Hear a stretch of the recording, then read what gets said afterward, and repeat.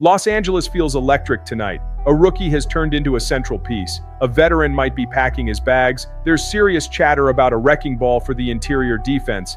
And the Backfield saga just added a twist with the trade deadline staring everyone in the face. You'll get fan reactions, tactical reads, and a small locker room detail that changes the whole picture. If you were Harbaugh right now, would you hold or would you attack the market? Take a breath, because a major turn is coming. You won't believe what we've got today, so grab a seat, drop a like, and let's dive in.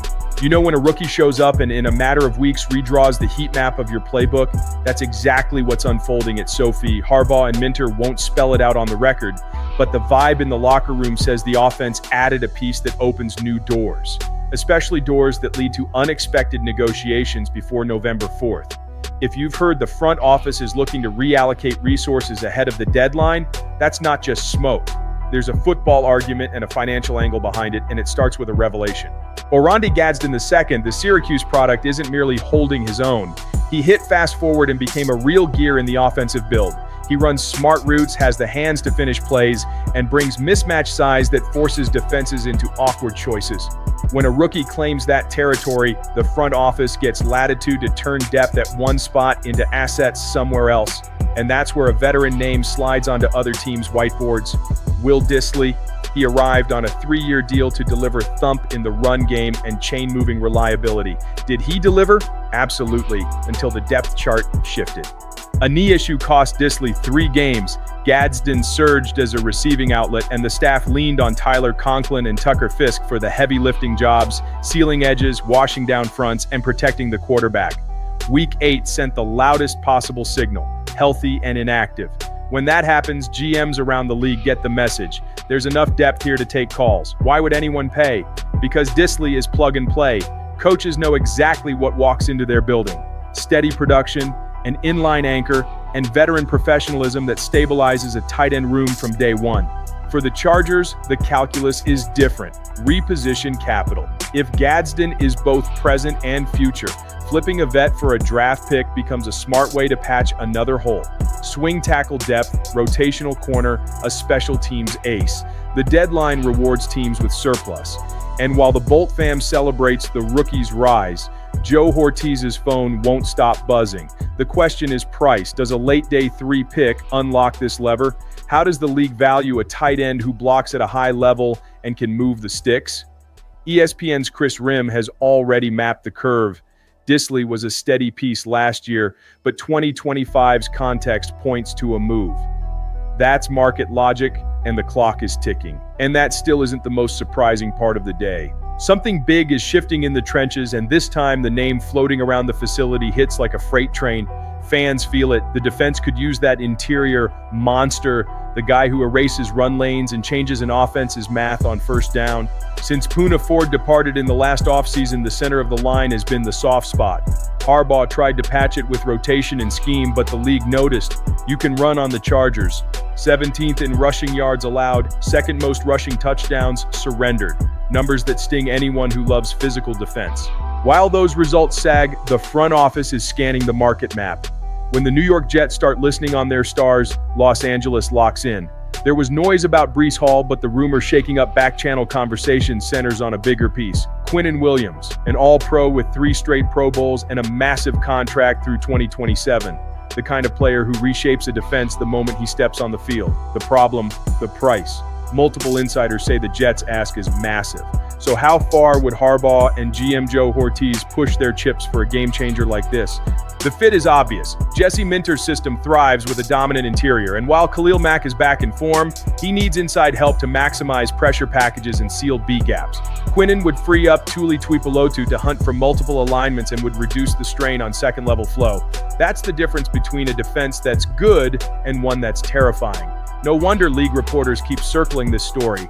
The risk is the cost. Premium picks during a year when the offense has its own needs could tilt the roster balance. But what if this is the statement swing that stamps Harbaugh ball across the AFC? You can already hear it. SoFi rocking as a front featuring Mack, Tuipulotu, and Quinnen crashes pockets and detonates run plays. That's the kind of move that screams contender. And the sneaky part? While everyone obsesses over offensive trades, the week's loudest domino might be sliding quietly into place at the heart of the defense. Hold that thought, because what comes next is even harder to believe. Few topics split the Bolt fam like the backfield. After injuries and uncertainty, the Chargers are debating whether to act before the deadline, and the name surfacing surprised plenty of people. Tony Pollard, the veteran who flashed in Dallas and then shouldered the load in Tennessee, could be headed for another jersey swap. The Titans have entered a true rebuild, flipping good players for picks, and Pollard is next on the board. He's experienced, explosive enough to stress edges, reliable as a receiver, and most importantly, available. Under normal circumstances, Pollard would be a perfect stabilizer for Jim Harbaugh's offense, but 2025 turned the running back room upside down. Najee Harris is out for the year with a torn Achilles. Omarion Hampton, the rookie who lit up the fan base with chunk plays, is on injured reserve. In other words, the system lost two pillars in less than a month. Kamani Vidal has kept the ground game alive and has been efficient, but leaning on one rookie isn't ideal for a team with playoff ambitions and a rugged schedule ahead. That brings us back to Pollard. The cost is the sticking point. Tennessee wants more than a token late-round swap, and Joe Ortiz historically avoids overpaying for veteran backs. The front office still believes in the Hampton-Vidal-Haskins arc for the medium term. The short term, though, demands production, and Harbaugh knows the AFC's clock won't wait. The window is open right now, and a stumble over the next few weeks could cost precious playoff positioning. Behind the scenes, there's chatter that Los Angeles has at least checked the temperature. Nothing formal, but the interest is real. Pollard logged 1,500 rushing yards over the past 2 years in Tennessee, despite a struggling line and inconsistent passing support. He'd bring leadership and know-how, the sort of presence that matters after losing Najee, but he'd also eat cap space that might be better spent on a defensive upgrade, especially if a Quinnen scenario lingers on the board. That's the crossroads. Pay up for a solid, pricier name or ride with the youth that keeps answering the call. The fan base is split. Some want a bold move, others want to protect picks and lean into pure Harbaugh ball, physical, disciplined, collective. Meanwhile, the clock keeps marching, and every rep without reinforcements increases the strain on a thin depth chart. Save your breath, though.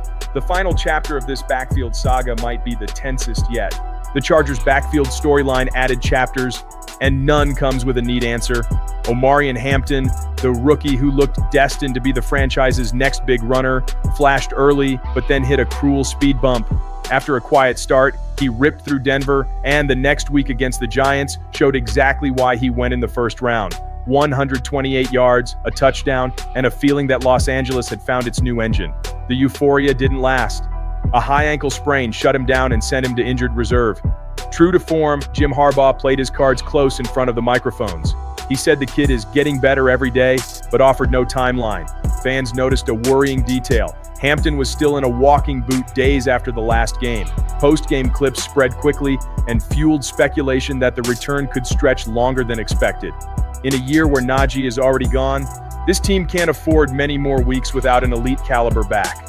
Strangely enough, the system kept humming without the headliners. Kamani Vidal, underestimated and hungry, stole scenes with vision and burst, 261 rushing yards and 2 scores across the past 3 games, plus timely checkdown production. The fan base embraced him, Harbaugh praised him publicly, and analysts started asking if he can hold the fort until Hampton returns. The problem is depth, or the lack of it. Behind Vidal, there's only Hassan Haskins, working back from a hamstring, and Jarrett Patterson, who was pressed into action against Minnesota. So the dilemma dumps right back onto the front office's desk. Trust young talent or dip into the market before the buzzer. The head coach won't tip his hand, but insiders say he wants insurance in the room. Meanwhile, Hampton watches from the sideline, trying to prove he'll come back stronger. His rehab has become a symbol of this group's resilience. The talent is there, but the margin for error is razor thin, which leaves the Chargers walking a tightrope. With uncertainty around Hampton and the calendar pressing down, one wrong step could turn a promising season into a fight for footing. The difference between a January surge and a hard lesson might hinge on the next 2 phone calls Joe Ortiz makes. Deep breath. Bolt fam. A plan came into focus tonight. Oronde Gadsden II's rise opens the door to move Will Dissly and reallocate resources smartly. The possibility of Quinnen Williams landing in LA could transform the defense from the inside out. On offense, the choice between investing in Tony Pollard or trusting Kamani Vidal defines the short term while everyone waits on Omarion Hampton's return. Now it's decision time. Aggression on the market or belief in internal growth?